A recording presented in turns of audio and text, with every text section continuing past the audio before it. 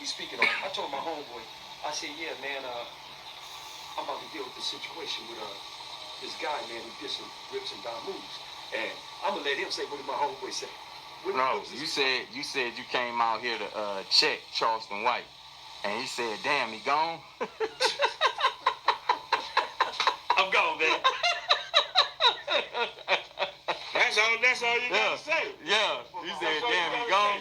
Hey, but that shows that we got more respect for ourselves, and we ain't the animals that everybody think we is. Exactly. Because if that cat would have caught me 20 years ago, 10 years ago, it'd have been over. I'd have grabbed me by his motherfucking throat and he'd been on his back.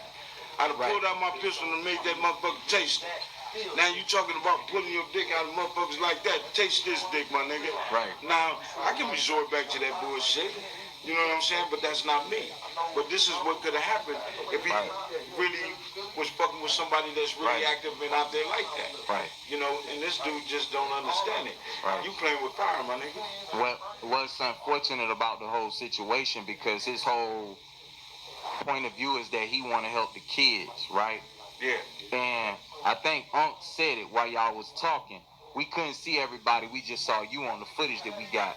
But one of them said something to the effect that this person might be able to help this person. This person might be able to help that person. It's certain young ones from a different element that's never going to respect the cat like that. But they'll respect the cat like you. That's true, right? But you got to look at it like this. Some cats love motherfuckers like that. Yeah. Especially if it ain't in you, if it ain't gangster by nature, not by choice, if it ain't in you, you're going to follow that type of bullshit. Right. You know what I'm saying? Because they don't want to know the difference. Right. And that's the problem we have today. You got different cats out here. You got the winners, you got the bosses, you got the niggas that's just being who they is. Right. Everybody don't know their position. You got the cats that want to be that dude and can't be that dude. So I'm going to envy the dude that really is. That what it is. Right. So what they do, they start plotting on you, they start this and that. You know, you got niggas out here calling the police, sitting in the house, oh, you know, such and such did this. Right. I ain't gonna say my name, but I click, or some shit like that, but we are so different today. Right. And this is what we're trying to change. Right. What we are and who we are. And you know, I'm a prime example. If you want to quit and you want to change, you can. Right. You know what I'm saying? And I know if I did it, all of us can do it. Correct. You know what I'm saying? And I want you to state for the record, because people gonna see the footage, but they don't know everybody that was in the room, right? Them was his own homies that was checking him, right? Yeah. That was telling him he was wrong and he was in violation. Newberry was there. He was sitting to my right. He from 60s. Right. You know, but in Dallas, from Texas. Right. From down here. And you know, he did 18 years for his cause. Right. Being a 60. Right. And Charleston was on my other side, and Hen is from 40s, from out of LA. Okay. You know, 40 Crips. Okay. Everybody was Crips in there. Okay. You know what I'm saying? But that's why, you know, I like to come and go where I go by myself. I don't need a crowd to be me. Right. You know what I'm saying? Right. It's just me and Smith and Wesson. You know what I'm saying? And I'm comfortable. Right. You know what I'm saying? So, no, I protect myself 100. I ain't gonna come down here. That's why I don't fly no motherfucking way. Right. I get in my car and I'm rolling me and everything. Right. You feel me? So, what it was, I mean, that environment was cool. Right. But then, you know, this dude started putting his phone on the side. He's videoing this shit for his own purpose. Right. Not doing his show. Right. He's videoing it for his purpose. And he didn't think it was gonna go the way it went. Right. He didn't think I was gonna get mad. Right. That shows Charleston that he don't know me. Right. So I can go from 0 to 100 just like that. One of the things he said too, dudes from Cali don't look at Texas like they got a big homie, little homie them. Like he was saying, y'all act like y'all are our big homies, you know. I don't act like I'm nobody big homie if I don't know you. How can I be your big homie if we ain't never fuck with each other? Right. That's his misconception. Right. Because, and when you talk like that, because you never been a gang member. Right. You know, you tried to be a gang member, but you failed at it. Right. You know what I'm saying? This is everything that he hate, everything he speak on, he failed at it. You know what I'm saying? Trying to be a pimp, nigga, you failed at it. Right. Trying to be a dope dealer, you failed at it. Right. Trying to be a gangbanger, you failed at Right. So he ain't nothing but a fucking loser. Right. And ha boo boo now, motherfucker. But hey, I seen Charleston yesterday and shook his hand. What's happening with you, baby? You good? Right. So I'm just showing him. I ain't no hater ass nigga, but it's just certain things you don't do in front of a motherfucker that's trying to get your understanding. Right. You know what I'm saying? So Right. if I wouldn't have felt when he stood up that you trying to disrespect or you trying to turn your ass toward me, nigga, we ain't in prison because I'd have bent your ass over.